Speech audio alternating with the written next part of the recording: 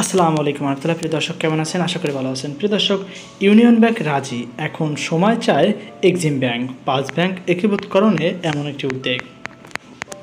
প্রিয় দর্শক, first security ইসলামী ব্যাংকের পর একীভূত হওয়ার উদ্যোগে সম্মতি জানিয়েছেন ইসলামী ব্যাংকের পরিচালনা পরিষদ, কিন্তু সময় চায় এক্সিম ব্যাংক। অবশ্য বাংলাদেশ ব্যাংক 5 ব্যাংক একীভূতকরণের লক্ষ্য নিয়ে এগোচ্ছে। এ লক্ষ্যে এক্সিম ব্যাংকের সঙ্গে আলাদাভাবে বৈঠক করেছে কেন্দ্রীয় ব্যাংক।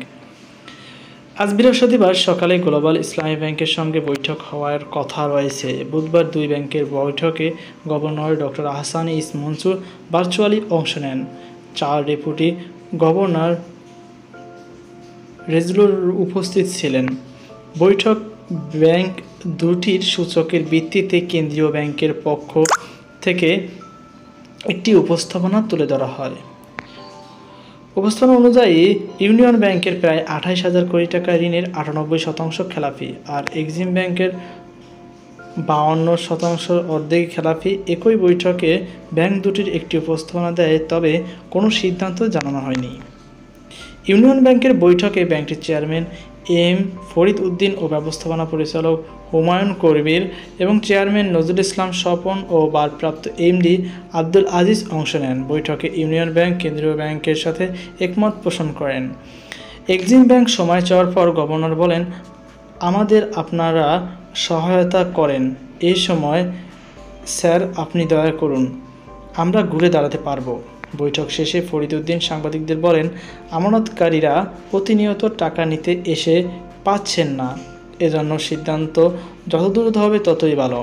এক্ষেত্রে এসব ব্যাংক একীভূত পুনর্গঠন বা অন্য কিছু হতে পারে। তিনি জানান, ইউনিয়ন ব্যাংক থেকে এস আলম 28,000 কোটি টাকা নিয়ে গেছে।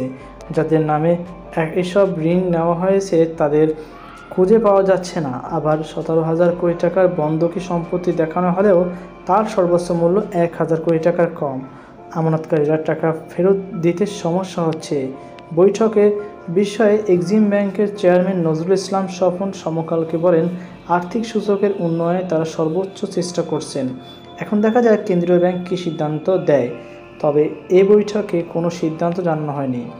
সূত্র জানায়, বৈঠকে এক্সিম ব্যাংক ঘুরে দাঁড়ানোর বিষয়ে পরিকল্পনা তুলে দেওয়ালে তা সংশোধন করে আনতে বলা হয়েছে।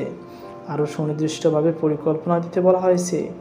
ব্যাংকটি আমানতকারীর অর্থ ফেরত কীভাবে দেবে, খেলাপি ঋণ আদায়ের সুনির্দিষ্ট পরিকল্পনা কি, কেন্দ্রীয় ব্যাংক থেকে নেওয়া 8,500 কোটি টাকা ধার ফেরতে এবং মূলধনে বড় অঙ্কের ঘাটতি কীভাবে মেটাবে সুনির্দিষ্টভাবে তা জানতে বলা হয়েছে। ব্যাংকটির পরিকল্পনা বাস্তবসম্মত হলে তখন তাদের বিষয় বিবেচনা নেওয়া হবে। এক্সিম ব্যাংকের একজন কর্মকর্তা সমকালকে বলেন, ব্যাংকটি ভালো অবস্থা নিতে অন্তত 2 বছর সময় লাগবে। কেন্দ্রীয় ব্যাংক সেই সময় দেবে কিনা সেটি হলো বড় বিষয়। তবে হঠাৎ করে এই ব্যাংক খারাপ অবস্থায় আসেনি।